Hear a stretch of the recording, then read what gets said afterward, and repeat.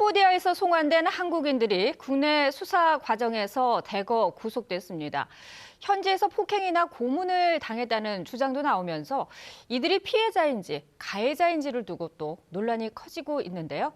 강요된 범행의 법적 판단과 그리고 향후 처벌 수위, 사건의 눈에서 짚어보겠습니다. 이한나 변호사님 나오셨습니다. 어서 오십시오. 네, 안녕하세요. 네. 자, 이번에 캄보디아에 송환된 60여 명 가운데 이 상당수가 피싱 조직 가담 혐의를 받고 있습니다. 근데 이 피의자 가운데 일부는 보면은 현지에서 폭행과 협박으로 이 범행을 강요받았다 이렇게 주장을 하고 있는 상황인데, 그렇다면 이들이 말하는 강요된 범행 그리고 자발적인 가담 이런 것들을 법적으로는 어떻게 나누고 처벌하게 되는지 궁금하네요. 네, 며칠 전 캄보디아에서 64명이 한국으로 송환되었고요. 네. 현재 45명은 충남경찰청에서 수사를 받고 있고요. 그리고 그중에 1명은 대전경찰청에서 수사를 받고 있습니다. 그리고 어제자로 이들에 대한 구속영장이 모두 발부가 되었는데요. 말씀하신 것처럼 이들은 나는 범죄의 가해자가 아니라 피해자다, 이런 항변을 하고 있습니다. 네. 관련해서 좀 법률을 좀 살펴보면요. 우리 형법에서는 저항할 수 없는 폭력이나 방어할 방법이 없는 협박에 의해서 강요된 행위는 처벌하지 않는다, 이런 규정을 두고 있는데요. 이 강요된 행위에 대한 기준을 어떻게 판단할 것이냐, 근데 이 부분은 굉장히 엄격하게 판단을 하고 있습니다. 단순한 협박이나 폭행만으로는 강요된 행위라고 볼 수는 없고요.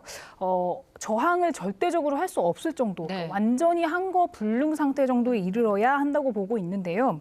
그러니까 심리적으로나 신체적으로나 절대적으로 내가 도저히 저항을 할 수 없고 어떤 방법으로도 반항할 수 없다, 이런 상황이 네. 되어야 된다는 뜻입니다. 그래서 만약에 이탈할 수 있는 기회가 있었다거나 거부할 수 있었던 네. 기회가 있었다라고 했을 때는 강요된 행위라고 보기 어려울 수 있겠습니다. 네, 이들 가운데는 뭐 죽지 않을 만큼 맞았다 이렇게까지도 얘기를 하고 있는 상황인데, 그 부분에 대해서는 앞으로도 수사를 좀 더 지켜봐야 될 것 같고요.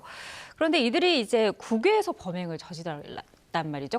캄보디아에서 범행을 저질렀는데, 어쨌거나 범행을 한 것은 이제 우리나라 국민을 대상으로 했잖아요. 그렇다면은 우리나라 법으로 이게 처벌이 가능한지, 그런 것들을 속지주의와 속인주의 이렇게 나눠서 설명을 하던데, 어떻게 나눠서 또 저희가 이해를 하면 좋을까요? 단어가 조금 어려우실 네. 수 있는데요. 속지주의라는 것은 이제 대한민국 영토 내에서 발생한 범죄라면 네. 우리나라 형법을 적용해서 재판이나 처벌할 수 있다는 뜻이고요. 네. 속인주의는 대한민국 국민이라면 전 세계 어디서나 범죄를 저지르더라도 우리나라 형법을 적용할 수 있다, 이런 뜻입니다. 우리나라는 기본적으로 이 속지주의라는 원칙을 따르고 있고요. 속인주의는 보충적으로 적용을 하고 있습니다. 이 사건에 좀 비추어 보면, 이 사건은 대한민국 국민이 다른 나라인 캄보디아에서 범죄를 저지른 경우에 해당하기 때문에 네. 속인주의에 의해서 대한민국 형법이 적용되고 우리나라에서 재판도 하고 처벌도 네. 할 수 있다는 겁니다. 그렇군요. 자, 그런데 이번 사건의 특이점은 앞서서도 저희가 말씀을 드렸지만 피해자이면서 이제 가해자라는 구조잖아요. 그렇다면 이제 수사기관 같은 경우에는 이것을 어떤 기준으로 따져서 책임의 경중을 따져야 되는 건지, 어떻게 따져야 될까요? 지금 계속 쟁점이 되고 있는 네. 부분이 바로 그 부분입니다. 그러니까 가해자이긴 한데 이 사람들이 과연 피해자이느냐, 이 부분 판단을 해야 될 텐데요. 우선 피해자로서의 측면을 보자고 하면 인신매매, 네. 그리고 감금, 폭행, 협박의 피해자라고 할 수가 있겠고요. 그리고 가해자로서의 측면을 또 살펴본다면 보이스피싱 범죄라는 이제 범죄의 실제 행위자로서 책임을 져야 할 부분이 분명히 있습니다. 네.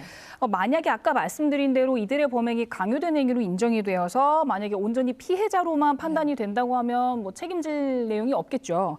그런데 가해자이면서 피해자인 이런 이중적인 구조에 있다고 했을 때는 이 사람들이 구체적으로 범죄에 기여한 정도를 고려할 수밖에 없습니다. 네. 예를 들면 이 실제 캄보디아에 어떻게 가게 됐는지, 그리고 이 범죄에 어떻게 가담했는지, 네. 실제로 감금, 폭행의 정도가 어느 정도였는지, 아니면 어떤 역할을 본인이 수행을 했는지 같은 것들을 고려해서 처벌 수위나 이런 책임 소재를 정할 걸로 보이고요. 네. 유사하게는 저희 보이스피싱 사건들에서 현금 수거하는 사람들이 있지 네네. 않습니까? 그러니까 이런 경우에도 나는 범죄인 줄 몰랐다라고 하더라도 실제로는 처벌이 이루어지는 사례가 많습니다. 그래서 이 사건도 범죄 가담 여부에 대해서 좀 구체적으로 판단을 해야 할 걸로 보입니다. 네, 그 캄보디아 현지에서 고문 피해가 있었다고도 이제 이렇게 많은 분들이 진술을 했잖아요. 어떻게 보면 그게 국제 인권 침해 문제로도 볼 수 있다고 해석이 되더라고요.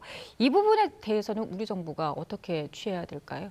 이 사건은 저도 사실 1년 전 그리고 몇 개월 전부터 이제 다른 프로그램이나 방송사에서 네. 보도한 것을 본 적이 있었거든요. 근데 그 당시에는 우리 정부가 어떤 적극적인 대응을 하거나 반응을 하지 않은 걸로 보입니다. 그러다 얼마 전에 이제 캄보디아에서 그 고문을 당하고 숨졌던 그 대학생 사건이 알려지면서부터 정부에서도 이제 캄보디아에 경찰을 파견하고 담당 공무원 배치하는 노력을 하고는 있는데요. 현재 상태에서 과연 이제 캄보디아 정부하고 그럼 소통이 되느냐는 조금 의문이기는 합니다. 저희가 캄보디아하고 범죄인 인도 조약 같은 것들이 체결돼 있기는 한데 실제로 가해자든 피해자든 우리 국민을 돌려보내지 않는다고 했을 때 이를 강제할 방법은 없고요.